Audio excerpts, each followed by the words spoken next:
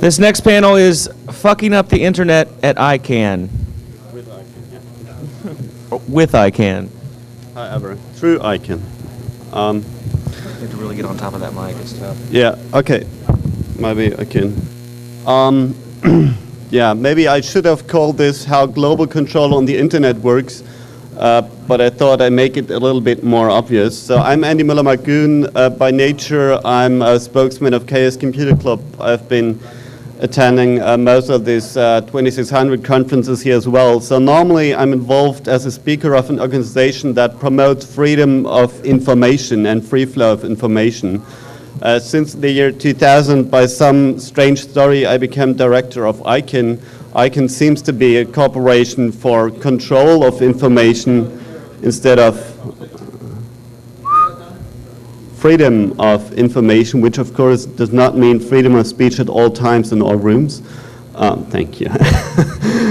Okay, so some of you might not be familiar what ICANN exactly does. I will try to give you a short technical introduction, also to explain why it has such an impact on the internet. The internet is being most of the times described as a very decentralized infrastructure, in the meaning of it's a bunch of computers talking to each other on the base of protocols like TCP/IP, on the basement of IP addresses which are distributed, so every computer has one through the RIRs. Anyhow, there's some routing protocols so that the communication services on the base of IP numbers find their way to the hosts. But then there is, of course, communication services. And until we come to the communication services, we can say, yes, it's true. It's very decentrally. It takes place without a central control or anything. But there's one problem with this, and that is that human beings used to use communication services more likely by using the domain name system done on the base of IP addresses. So of course you can send me an email at andy@195.21.6.65, but it might be more easy if I say andy@ccc.de. So the DNS system, the domain name system, mapping these domain names to the IP numbers of the specific host for the specific services is different than the rest of the internet because it's a centrally based, hierarchic, and so-called distributed database system.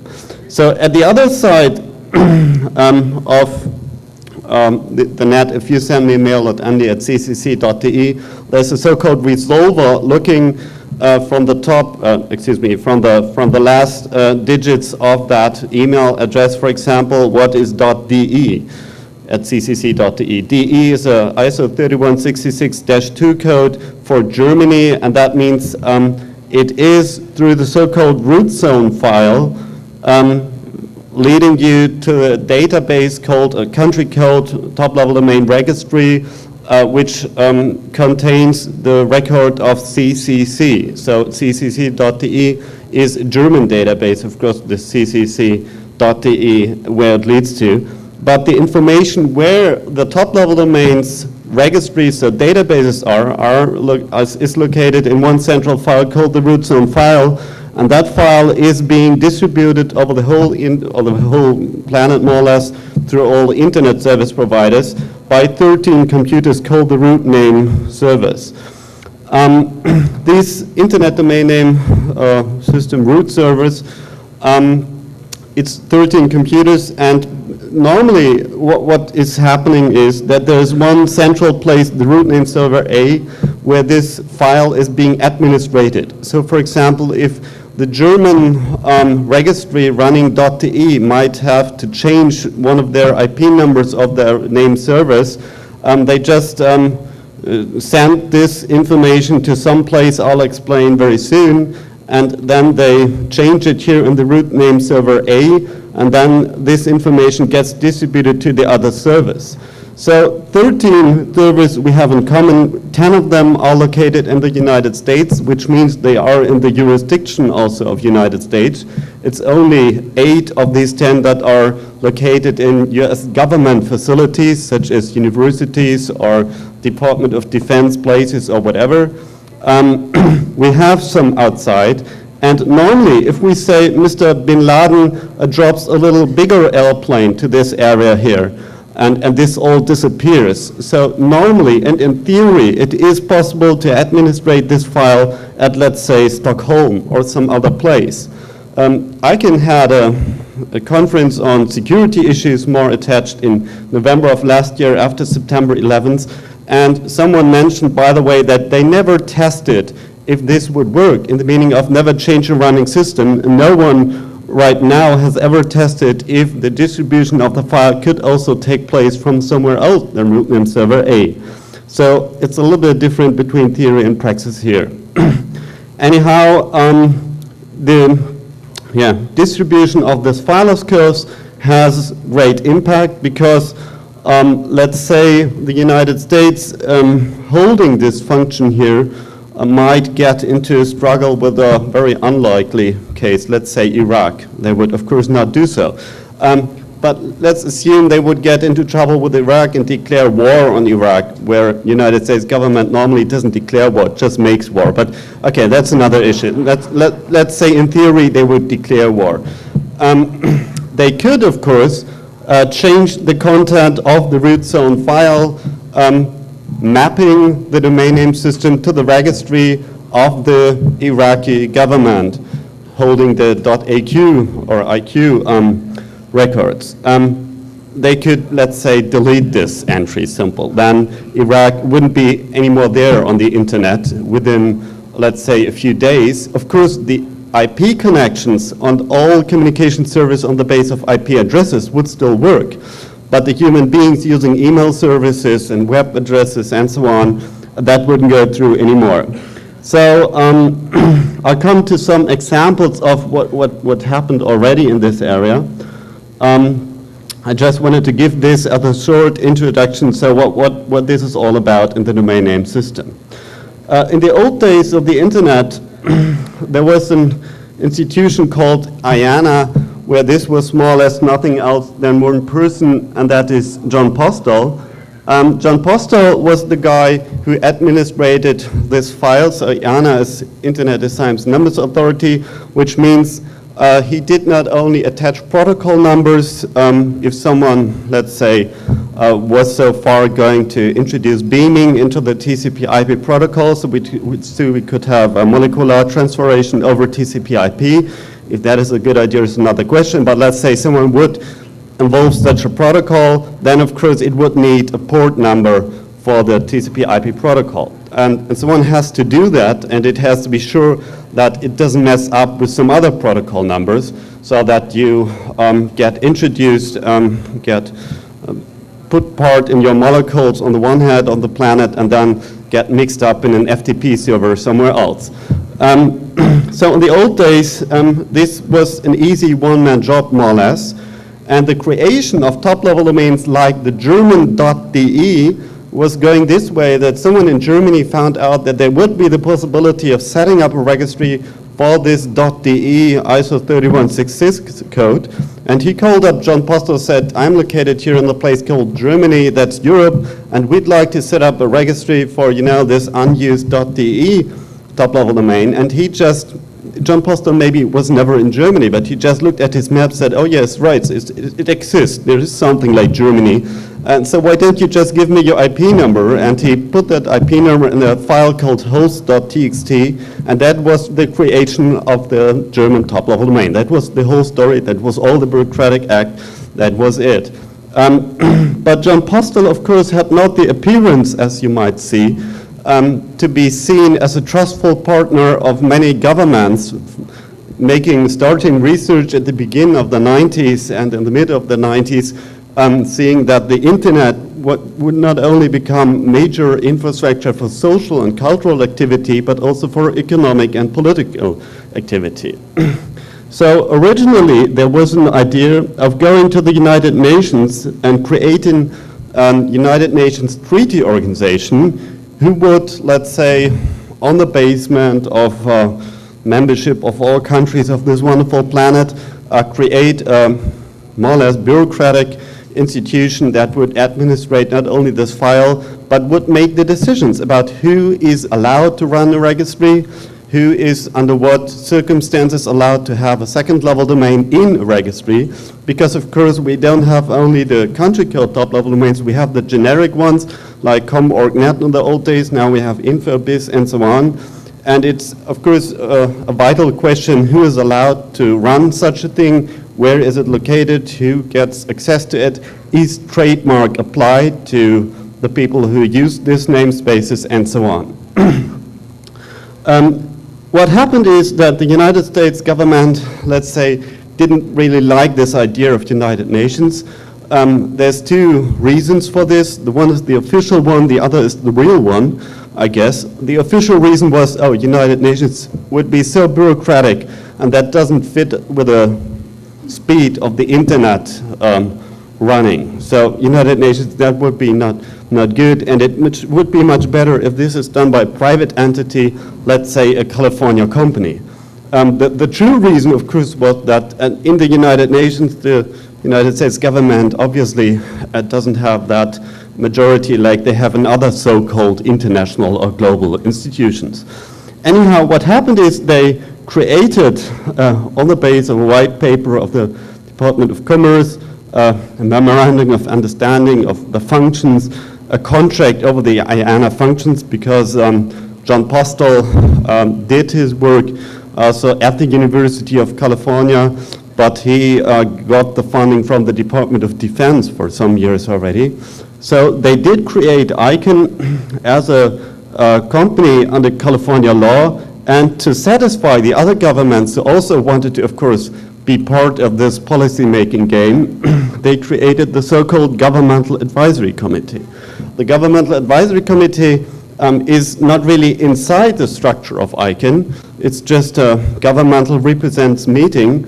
And when I came to the ICANN board, it was still a little simple. We got a briefing before we went to the so-called session Governmental Advisory Committee to the board, and they told us, oh, if you go into that room, don't mess up the situation. Be friendly to that guys, just, you know, listen to them, always say, and if you really want to mess it up and ask questions, just say, I'm just having a question for clarification.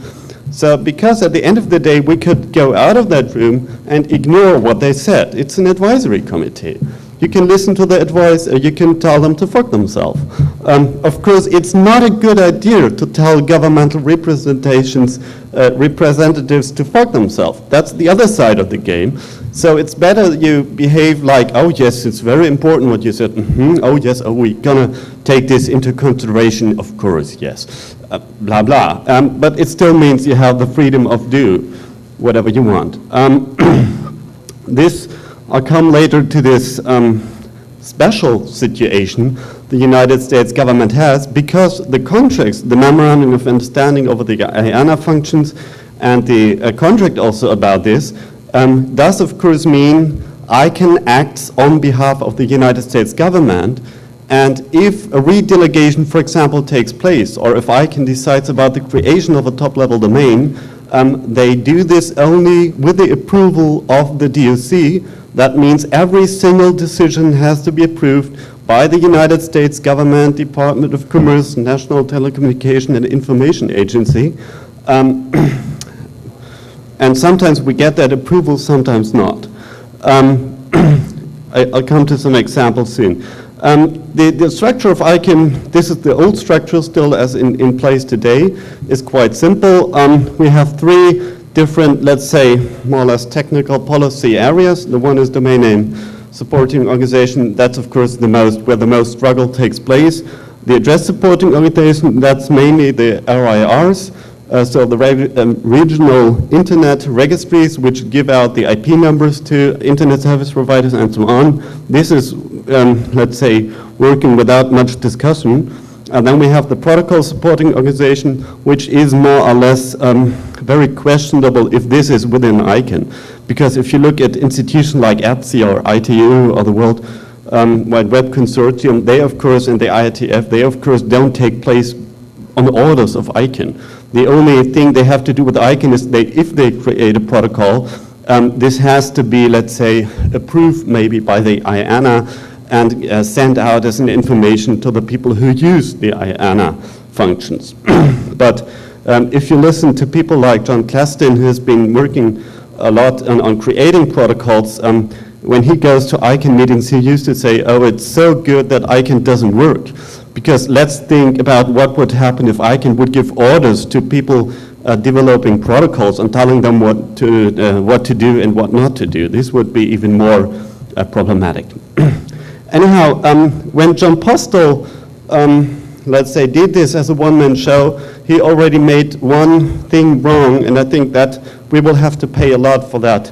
And that is leaving the mission of technical administrative handling of things to some other area. It's mentioned here. It's called the intellectual property area.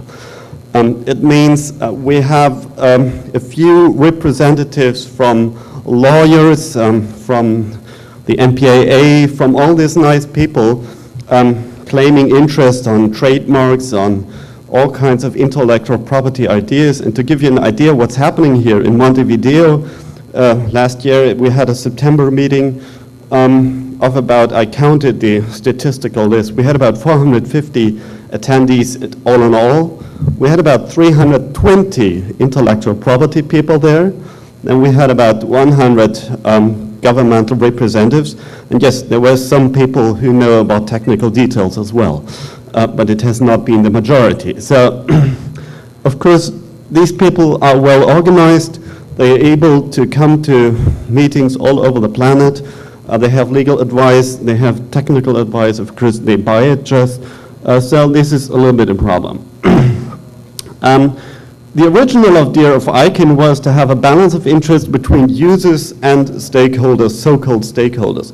So the idea was to have half of the board selected by the so-called supporting organization, 3 of them each, and the other half, 9 board seats, elected by the internet users. So to have a balance of interest between users and the people running the infrastructure. The creation of ICANN in 1998, which also more or less at the same time John Postel preferred to die, whatever conspiracy that leads us to. So he did not even stay alive one day where ICANN was officially registered as a California company. So anyhow, the first board was selected by the Department of Commerce, also by the United States government, of course, with some suggestions John Postel made before he died. And since the year 2000, ICANN did not really act with any kind of legitimation from the user side. So there was much more criticism and criticism coming up and together. And then they decided in the year 2000 to have at least a little bit of simulation of legitimation, and decided to make some votes or elections, and but of course not too dangerous, not too much democratic people in there.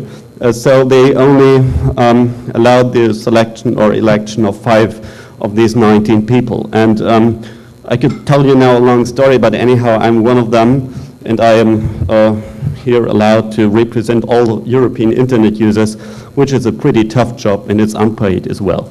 But okay, the mission of ICANN is very much attached to one word, and that's stability. Vint Cerf is one of the father of the internet or whatever, likes this word a lot, but he rarely defines it. It's not sure if he means technical stability, political stability, stability for economic use of the internet, or whatever that shall be. When Stuart Lin took over as CEO of this company in the year 2001, he introduced something which I guess Paul Garrin from Name.Space will explain you as being the pure evil of ICANN, and I would agree to that. That's the so-called ICP3. It's a policy saying, don't have any God next to me. So it says that for the use of stability of the internet, no one shall run a domain name system, a namespace, next to ICANN. Which means email could go the wrong way. You could come to a website that's not the website of the people you wanted to go to, and then the long explanation comes, of course, you know, the land of the evening will go under and we will all die and blah, blah, blah. So this is Yeah. Also, I guess the words unique authoritative root for DNS, of course, there is some truth in it, that if we have a .com top-level domain, and if we have an entry in the .com top-level domain, a second-level domain, let's say 2600.com, of course, we want to come to the 2600 site and not somewhere else.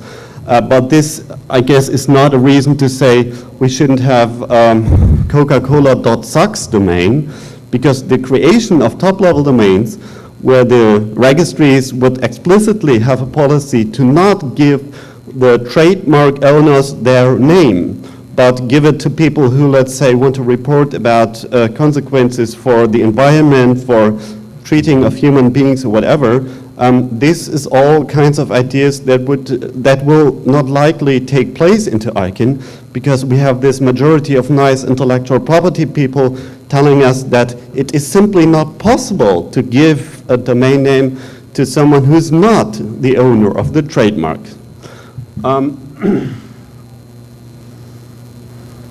So I'll spend a few minutes to explain you what ICANN did already and what's the reality of this. We have maybe the most important thing ICANN did so far was introduction the so-called UDRP. The UDRP is meant to be a universal policy or domain name dispute resolution policy, and is declared to be something which makes it more easy, more effective, and less costful for trademark holders and people who have domain names and might be getting into contact with the owner of a trademark to solve this problem. So, of course, the official language for this is called cyber squatting. There might be different views on this, because you have to mention that on this planet we don't have one trademark system. We have almost so many trademark systems as we have governments and jurisdictions. And if you, let's say, as an American citizen, create a top-level domain, whatever.com, and it does not violate any American copyright trademark, that doesn't mean that not at the other side of the planet someone might have this as a trademark for something. And at the end of the day, the UDRP will mean you will need a lot of money for lawyers, or you will lose the domain name. And so this is, let's say, this could be an own 3 hours or 3 days panel to discuss the UDRP and its details. It's of course created with very much support of WIPO, the World Intellectual Property Organization, which, by the way, is one of the so-called fair treaty panels of the UDRP to decide about the things, so that's also very nice. We have some other impacts of this. Excuse me, this is a German example. For example, in Greenpeace in Germany had the domain name oilofalf.de, so they reported about the environmental problems the oil company Alf creates by getting oil into out of African countries in special ways and so on. And there was a decision saying that, or the oil company said that it should not be, that it is not possible to use their trademarked name within a domain name to report about them. So the German court gave Greenpeace right, but we just had a similar decision in France these days from, I guess it was Esso or Shell or something like that, where Greenpeace lost. So this is the direct impact of applying trademark ideas to the domain name system. We have I already explained to you about this situation that we might face if we come to a war or something like that, but we already have discussions that raise the question of jurisdiction of databases. For example, when the presidential election here in the United States took place, and it was this kind of strange situation that no one knew who was the elected president, and there was a growing importance for a few hundred people who were taking place at this election by letter voting. There was an Austrian-based artist group who thought this is a great chance to be able to offer these 200, 300 people who vote by letter and would still be able to give their votes, so to make an important decision here about the outcome of the elections, to put that vote to an auction. So they thought this is a great fun, and they set up a domain called voteauction.com. So offering these people to just, offer their vote to the highest bid. What happened is that there was a court decision in Minnesota, because the court in Minnesota did not think this is very funny, and they closed the domain name. They didn't even inform the people in Austria, in Vienna, about this. They just found out their domain name doesn't work anymore. And I just give you this here as an example where we could say, wait a moment, this is United States, Minnesota law being applied to Vienna, Austria, Europe. And this is, of course, just one example. There's also, but I guess I will make this a little short. There's, of course, a long discussion within ICANN to how to get rid of this user-elected directors. There was a so-called clean sheet study given to some people called the At-Large Study Committee. That was Esther Dyson. She's the former head of ICANN. Then we have someone called Carl Bildt. He's former parliamentarian secretary of Sweden, and other people. And they wrote some ideas on how to simulate, or let's say bring up the legitimation of the ICANN board. Anyhow, when they represented, or when they did fulfill their mission and presented in March of this year their paper saying this is the way we could act, a few weeks before, Stuart Lin, the CEO of ICANN, already said this is all a bunch of problems and it won't work out, and represented a whole restructuring thing for ICANN without user elected and without any balance of interest ideas. Officially, we could say this was only his private opinion. It was not a directly official paper, but it led to a huge discussion where at the end of the day, the ICANN's At-Large Study Committee paper was just taken and said, yes, we'll notice it and we'll come to it later, but right now we're going to create an evolution and reform committee. So what happened right now is that many people are unsatisfied with the ICANN, not only from the user community. Many people are unsatisfied with it being not very effective and not very fast, by, for example, the creation of more generic top-level domains for more competition. And also Karl Auerbach, who was elected from the American citizens to be user representative, he started, let's say, a little bit different fight, because he asked for access to financial records of ICANNs to find out what kind of lawyers would get what kind of amount of money and so on. This access he did not get without the condition that he would have to sign a non-disclosure agreement. So this means, yes, he would get access to the record, but he would not be able to tell anyone what's in the records. And so he got some funding from the Electronic Frontier Foundation to fight this procedure Stuart Lin has made. This might be an interesting story, but at the end of the day, for me it's very sad, because it means that Carl does not really attempt his position as ICANN director at the time, because his lawyer told him to not do so, because it would, if he would get in direct contact with the people he just accuses, then this would limit his chances to win this lawsuit. If this is helpful, everyone has to decide on himself. But the problem is a little bit that by ICANN on the one hand side saying this user elected thing, wait a moment, we first have to fix other problems, then going to a so-called evolution and reform committee, there is the question of how we will handle this institution. Because many American NGOs decided that their level of going to ICANN and trying to get the attention for example, privacy concerns, for concerns of freedom of speech versus intellectual property and so on, that they didn't want to go to ICANN anymore because the board wouldn't listen to them. So they went to United States Department of Commerce, they went to Senate hearings and so on, and tried to get, and they did get the attention of US Senate members. And this divorces the ICANN critics right now in a I think, very dangerous situation. Because some of you here being American citizens, I might understand that if you say ICANN is a bunch of shit and I go to my Senate member and he listens more to me, I might be understanding that from your position. But for me, as a European internet user, I have problems with this because tell me one single example from history whereby involvement of the United States government in global policy making anything improved.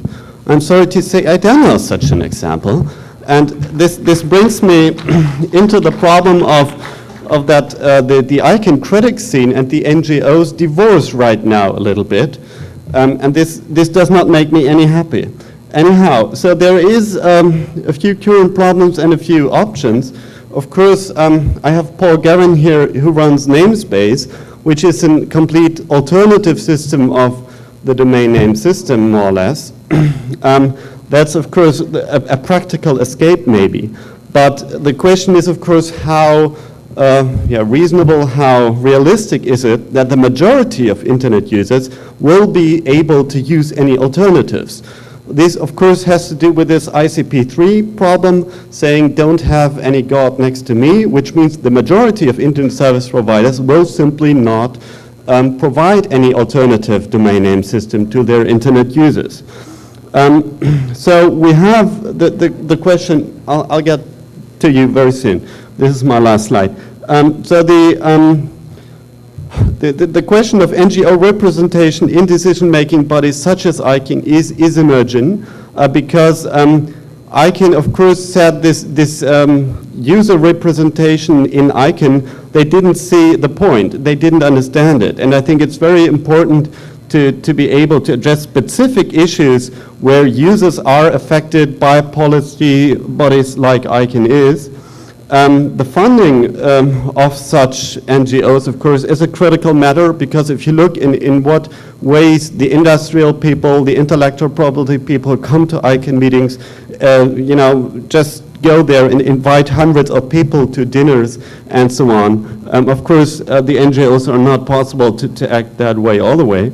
Okay, we have various questions in what the internet and domain name systems might be mixed up if governmental involvement on the one hand side goes much higher, and on the other hand side the governments in between have fights, of course, right now. We all know the international situation is not very relaxed, and it becomes to the situation that it's able to realize this at ICANN as well. Of course, the IP44 routing is a problem itself. Most of you might know that if we have a serious threat of some countries or some, let's say, lines or some specific routers are not being on the net anymore, we will have problems. The NATO already announced to some technical European ISP colleagues of mine that all specific routers on must be IP46 capable because of the possibility of the explicit routing facilities you have in IP46, because these handmade routing tables in IP44 might not be work if we become in a situation where some lines are no more there. So of course we don't have only ICANN problems in the domain name system. We have also problems of, for example, the German government coming on the idea of spoofing DNS addresses, so banning access to content which is illegal in Germany, but it's legal in the United States. So also to say something nice about the United States, you still have your First Amendment, and this means you're able to provide your cryptome-like information on some stuff that cannot be distributed in countries like Germany. So they start to use and political abuse the domain name system for restricting access to content. Okay, I'll get to Paul now.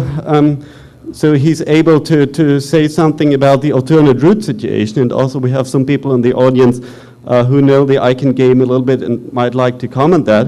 Of course, the obvious last question is, or what I would like to say here is that I guess this impact of free flow of information still needs to be explained a lot to governments, because if you look at things like the Cybercrime Treaty, it's a law that it's a collection of all kinds of problems free flow of information affects. For example, intellectual property. Of course, any intellectual property concepts based on control is bullshit now, because we have a technical reality of free flow of information. Then we have hate speech paragraphs in there, which is, of course, bullshit, because we don't have the situation where every country can have different sensitiveness on content. Then we have forbidding of distribution of computer viruses, which is of course completely bullshit in an environment of free flow of information. And also, we as Chaos Computer Club, we really looked, but we didn't find a single computer virus which cares about laws in its distribution mechanisms. And so stuff like this is still. And this is one of the problems you can really feel at ICANN, that it is many governmental people there who simply don't understand the issue, and sometimes the harm they do, they don't do by really wanting to do harm, they simply don't see the alternatives. And I think it's also the hacker scene's role should be to explain these alternatives much better. Okay.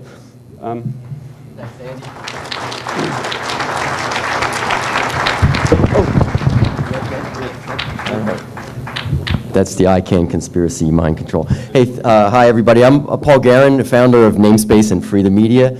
And I just want to clarify something. There's been a lot of mischaracterization and misinterpretation of what the Name.Space project has been about from its inception.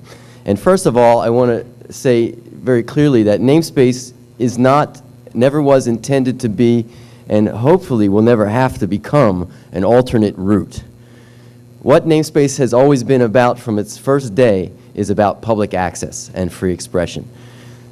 The question of alternate root is a difficult one because that basically would cause a split in the internet. And in 1996, 97, I had a discussion with Rob Gongrijp in Amsterdam over dinner, and we agreed that the danger that lay ahead in creating new domains would be a split in the net. And he talked about the old days of IRC, when there used to be, you get on an IRC server and you were basically in touch with everybody else on IRC until that split. We agreed that was a bad thing. So the whole purpose of Name.Space project of creating new top-level domains was about, first of all, network autonomy and sustainability. That is, that artists and hackers and people who are not part of the commercial mainstream can have a sustainable economic basis in order to build their own networks. So when I looked at this, and this was the part of a discussion that came out of the kind of international media art scene that was focused in Amsterdam. There was a group of conferences called the Next 5 Minutes, of which I was an early participant and longtime member of, where we talked about these issues. And I looked at the scenarios down the road, and I saw these threats to the disappearance of public access on the net. And in 1995, I wrote an essay, short essay, called The Disappearance of Public Space on the Net, where I basically predicted quite accurately the Disneyfication of cyberspace, where we are today, basically, where we are transformed from being producers and participants to consumers. And that's the direction that the net is going. So when I looked at this strategy, and not wanting to do something that was, ineffective or not going to make a difference in the long run, I realized after assessing the structure and basically what it would take to effectively get new domains published in the legacy root zone, as we know it today, it turned out in our assessment to be a corporate matter, because in fact the company excuse me, who was in charge of controlling the contents of the root zone file was Network Solutions Incorporated. And when further explored, although it was John Postel who gave instructions to add top-level domains to the root, it was Network Solutions who actually made the edit to the root zone file, which, by the way, is a flat text file. Would you have a copy of that? Could you put that up on screen so people see what a root zone file looks like? Because actually, there's a lot of chaos and noise and smoke and mirrors around this issue, but it really comes down to a simple text edit. As Andy noted earlier in his scenario, what if we were at war and we wanted Iraq or China or somebody to disappear from the internet? Well, all that would require would be that their top-level domain glue, so to speak, would be deleted from that text file. And in basically no time at all, people wouldn't be able to access .iq or .cn, for example. So when I saw this happening, and by the way, Name.Space was actually activated in the summer of 1996, so there was nothing called ICANN at the time. It was IANA, John Postel in California, and Network Solutions, who had the contract. So Name.Space started in 1996 rather, and we seeded with about 30 proof of concept top-level domains that we initially published on our own. And it was just, you know, from the people who were involved in the early stages of the project, we felt that these were obvious choices. For example, .art, .music, .info, .sex, etc. And so we set up machines that were running these top-level domain records with an amended root zone file. We had a copy of the legacy root zone, and we added these additional entries. So when you would point to any of our resolvers, you would be able to type in, you know, joes.art, and you'd get somebody's page if it was registered under that domain. So the question was, how could we get people, first of all, to understand this, which, you know, most people were still struggling to get on AOL, and make that work. How could we get people to understand, first of all, the importance of the domain system, and also how easy it is to resolve, for example, what exists today, bush.sucks. So we created a switcher application that would switch the local TCP settings in the DNS, and we freely distributed that along with instructions how individual users could route around the exclusion of these top-level domains. But we saw, you know, it was never intended that our service was going to replace the existing system. We were looking for a way to gain access. And going back to the corporate matter, as I said, what first came to my mind was, as a lot of people, around 2600 scene know very much about the phone system, that it was the deregulation of the phone system, the breakup of AT&T, that actually allowed the internet to grow. So what caused that? Well, in the 1980s, there was a company around called MCI. Anybody heard of them?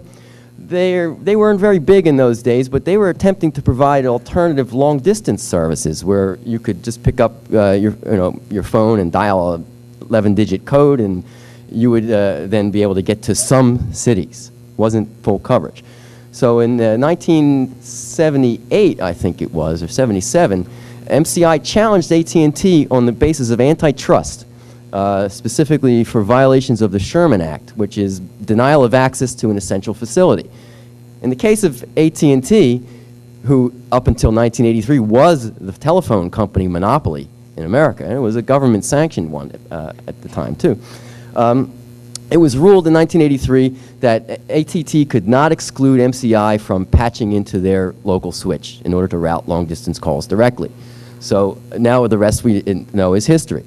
So what Name.Space's strategy was then was to take Network Solutions on a corporate battleground through the antitrust laws.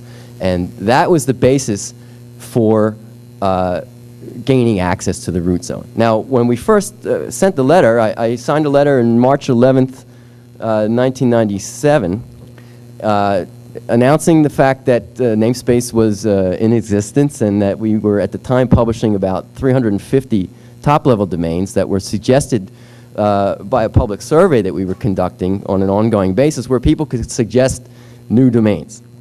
So we took thousands of emails from all over. People were pretty enthusiastic about it.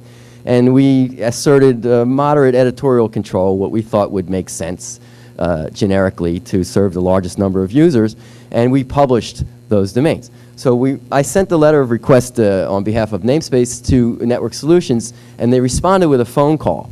And I have the audio recording of that historical telephone call, which I would play, but we're really short on time. It runs about 10 minutes. But what was established in that phone call is very telling, because in 1997, and of course, our due diligence proved this before we were able to articulate our antitrust strategy, was that there was no articulated contractual chain of command.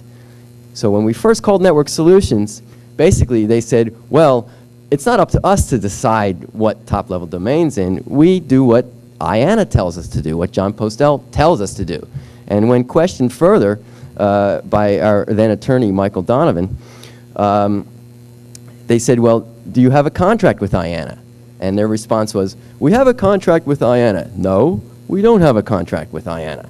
And so therefore it was clear that the contract which did apply was the cooperative agreement between the National Science Foundation and Network Solutions, which in fact spelled out the discretionary power to allow Network Solutions to make changes to the address system as they saw fit. So what does that tell you? It tells you that the Network Solutions, okay, I got 5 minutes, could make this change. But they refused, and they deferred first to the NSF, who said that, you know, don't take any move on this now, and then it was then bumped up the tree to the NTIA, to the Commerce Department, who in 1998 took over the cooperative agreement from Network Solutions and amended it to put in writing Amendment 11, which states that the Department of Commerce has to issue a written directive to Network Solutions to add top-level domains. That rewriting of the contract created a situation, and at the same time that happened was around the creation of ICANN and the death of John Postel. All these incidents happened within maybe a 2-week period of each other, September 1998. At that point, after much other spooky things that happened along the way, which I don't have time to talk about now, the condition had changed, and this gave the Court of Appeals the ability to find Network Solutions immune from the antitrust law.